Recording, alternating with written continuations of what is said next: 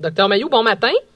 Oui, Catherine, Serge, bon matin. Docteur Mailloux, Oui. ça fait plusieurs fois qu'on en parle de ça. On a abordé ce sujet-là dans notre émission, des mères et des parents et des... Mais des mères, docteur Mailloux, puis là, on dirait que c'est vous, mais dans mon corps, là, j'ai de la difficulté à comprendre ça. Expliquez-moi ce comportement-là, hyper malsain et dégueulasse. Une mère qui permet à sa fille de 10 ans et qui probablement lui proposait de faire une fellation à son ex-conjoint. Là, expliquez-moi ce comportement-là parce que je trouve que c'est profondément dégueulasse. Ouais, ben, pour comprendre ce comportement-là, Catherine, on a avantage à comprendre la répartition du quotient intellectuel chez l'être humain. Bon, il y a 12% des êtres humains qui sont de quotient intellectuel inférieur à 68. 68, on comprend pas grand-chose, on a de la difficulté à lire le nom des rues. Si t'as pas compris, si tu as de la difficulté à lire le nom des rues, tu vas avoir de la difficulté à comprendre le développement de l'être humain, ce qui est sain et ce qui est malsain. Oui. Alors, je suis pas surpris, c'est régulier, il y a toutes sortes d'affaires, des histoires d'horreur comme ça. Vous autres, vous n'êtes pas familiers avec ça, mais moi, j'en ai entendu régulièrement dans ma carrière. Et généralement, on retrouve ça chez des personnes démunies ou très limitées sur le plan intellectuel. C'est difficile de leur faire comprendre pourquoi, qu'est-ce qu'il y a de pas correct là-dedans. Tu comprends? Oui. Ce qui est évident pour toi, qui est très doué sur le plan intellectuel, peut être nébuleux, pas clair, difficile à comprendre. Ben oui, tu sais, Fait qu'on connaît pas le fond de l'histoire. La mère et sa fille invitent l'ex-conjoint, lui font une fellation. Quel était le but? Possiblement d'avoir un vin. Peut-être que le gars n'a pas voulu donner l'argent. Et parce que j'ai eu des cas, j'ai œuvré comme expert dans des cas similaires. Mm-hmm. Il y a des femmes qui voulaient un 20 ou qui voulaient un 50 ou un 100. Puis le gars, tu penses moi te donner ma bague, toi, tu sais. Et la femme se tourne de bord, appelle la police, puis parce que c'est la mère qui s'est dénoncée. Oui, c'est exactement. Alors là, ayez au moins l'intelligence de vous demander comment se fait-il que cette mère qui a entraîné sa fille dans une fellation de l'ex-conjoint, comment se fait-il qu'elle appelle la police? Mais en même temps, c'est pas rapporté dans l'article, pardon? La jeune fille ne doit pas avoir été totalement consentante. J'imagine que la mère l'a forcée d'une façon physique ou quoi que ce soit pour poser le geste. T'as pris ça où, toi, cette affaire-là, matin, le comique, là? Docteur Mailloux, soyez. Tu viens d'inventer ça, toi, là, le brillant? Non, docteur Mailloux, douceur ce matin, là. Non, mais je suis un peu brutal, là, regarde. Oui, un peu? On peut enlever là un peu, là. On va se calmer ce matin. Oui, mais la jeune fille doit ne pas avoir été consentante. Tu prends ça où? Mais la question... c'est une question, c'est pas une affirmation. Non. Pose-la sous forme de question, parce que doit, là, c'est le verbe devoir. Oui. C'est pas une question. Alors, démêle-toi entre une question et puis une affirmation. Docteur Mailloux, êtes-vous de bonne humeur ce matin? Non, mais c'est important, si on veut comprendre ces phénomènes-là, OK? Oui. Soyons un peu plus humbles. Alors, c'est là, la pomme tombe sous le pommier. Correct? Oui. Ces enfants-là sont élevés dans une culture particulière.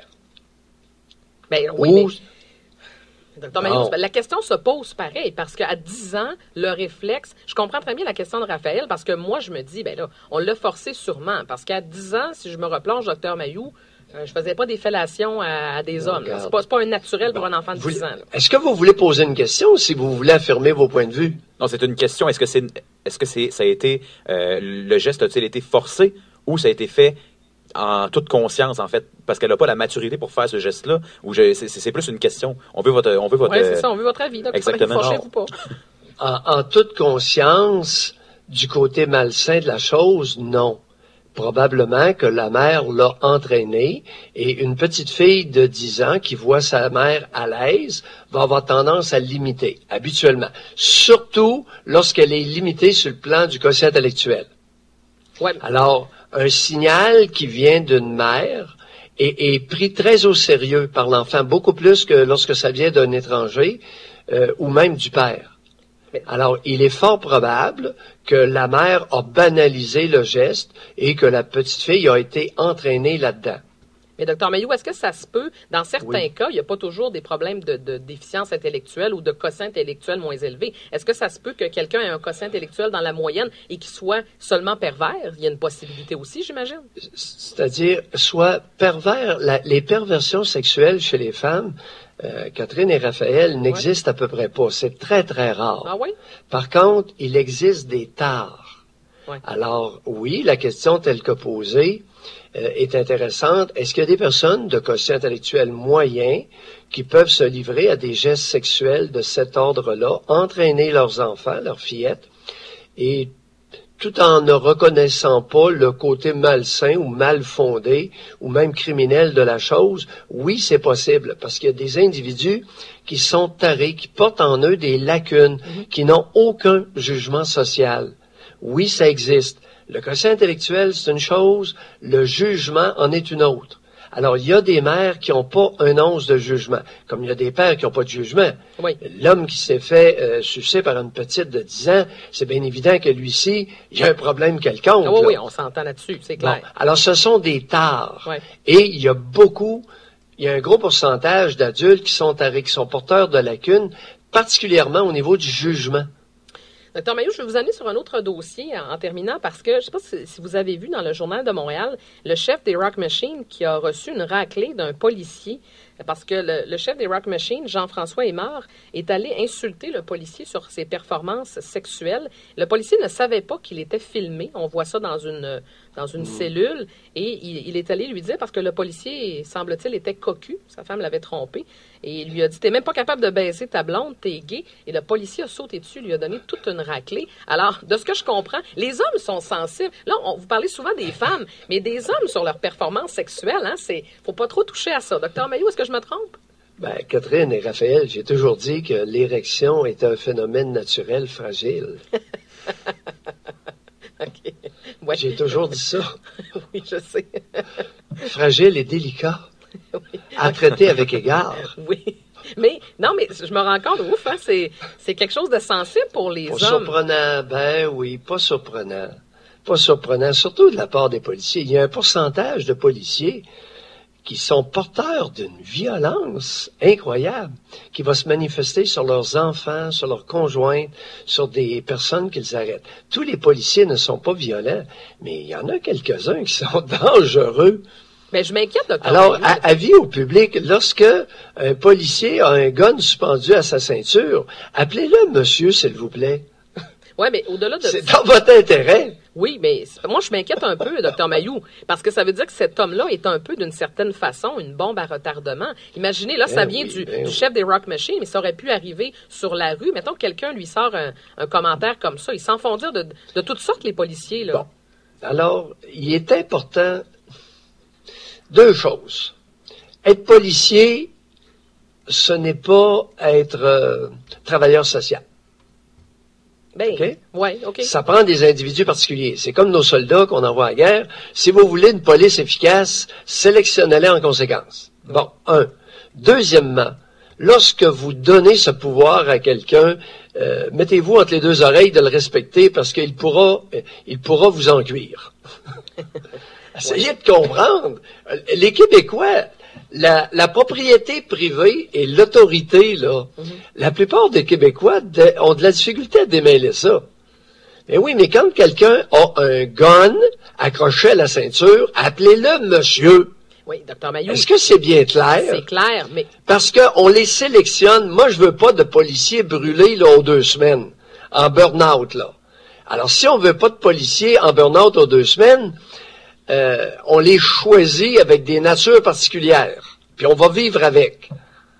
Ouais, mais on va essayer de pas trop les allumer, là. Oui, mais docteur Mailloux, attendez, là. OK, je veux bien, c'est correct qu'on les sélectionne, mais ces gens-là savent très bien qu'ils vont se retrouver dans toutes sortes de circonstances. Quand tu tombes sur un gars bien chaud au centre-ville, ça se peut que tu te fasses dire des affaires profondément insignifiantes. Il faut qu'il soit en mesure de gérer ça et de ne pas réagir à tout propos indécent, là. Je comprends vos élans vertuesques ce matin, Ben voyons. en toute conscience, épouser une profession en toute conscience. Ça fonctionne pas comme ça, malheureusement, la nature humaine. Tu sais, l'individu qui veut devenir policier, il a ses raisons et il n'a pas commencé à reviser dans sa tête toutes les situations auxquelles il va faire face. Alors, est-ce qu'on les veut travailleuses sociales ou si on les veut vraiment capables d'attraper un bandit ou faire face à des bandits, au pire de nos criminels? Il y a un mix des deux, C'est docteur. comme nos soldats. Si on les sélectionne mieux, c'est-à-dire plutôt assassins que travailleuses sociales, on va avoir moins de burn-out lorsqu'ils vont revenir des théâtres de guerre. Oui, mais c'est différent pour moi, docteur Mailloux. Le soldat et le policier n'ont pas les mêmes tâches. Le policier doit faire en partie du travail social. Je m'excuse, là. Ben, écoute, à ce moment-là, tu vas signer des congés de maladie aux 2 semaines. Ça va burn-outer solide. Ouais, ben là, docteur Mailloux, qu'on se démêle bien. Bon. Alors, le rôle d'un policier, c'est pas de donner des tickets pour ceux qui font de la vitesse. Ça devrait pas être ça. Ben. Le rôle de policier aurait avantage à être clairement défini. Ensuite, on sélectionne pour le travail. Oui. Et lorsqu'on a besoin de travailleurs sociaux ou de travailleuses sociales, on en embauche au service de police. On ne réforme pas les policiers en travailleuses sociales. Ça, c'est pas correct. Non, Parce qu'il y a une confusion, comprends-tu? Au Québec, là, il y a une espèce de confusion des rôles et de plasticité des rôles. Ben, docteur Mailloux, je suis en partie d'accord avec vous. Quand tu arrives sur une... dans le champ matin, non, ben, vous êtes un peu particulier ce matin. Il faut que je vous le dise. Oui, ben, moi, écoute, vous avez bien dormi. Oui, non, je suis de mauvaise humeur. Bon, Raphaël et Catherine. Ben oui. Là, je dois dire que j'ai lu Mathieu Bock-Côté et puis Richard Martineau avant de vous contacter, avant d'être contacté, et j'aurais pas dû. Ben, oui. Ben là, j'aurais pas dû les lire tous les deux parce que les deux versent dans l'Apocalypse ce matin et ça m'a particulièrement irrité. Ouais, mais... Alors, les deux sont prophètes de malheur. Mathieu Bock-Côté s'attaque au téléphone intelligent qui deviendrait bientôt un problème de santé publique. Et Richard Martineau nous apprend via Michelle Borba, une pédiatre américaine, que cette culture du narcissisme et de l'autopromotion est en train d'éroder la personnalité de nos enfants. OK, bon. Alors, écoute, c'est l'apocalypse. Ben, c'est l'apocalypse, mais la prochaine fois, docteur Mailloux, je vais utiliser, je suis pas psychiatre, mais faites pas du transfert sur nous, OK? Parce que ni Raphaël ni moi avons écrit ces papiers. Alors, on va souhaiter une bonne journée. J'ai déjà hâte de vous retrouver à midi. Ça va être le fun. Alors, à 7h26, on se retrouve plus tard, docteur Mailloux. Bye, Raphaël. Bye, Catherine. Raphaël qui a eu son baptême avec le docteur Mailloux. Bienvenue dans cette émission. C'est agréable, vraiment, là, franchement. On va avoir un petit talk avec mon co-animateur du midi après l'émission.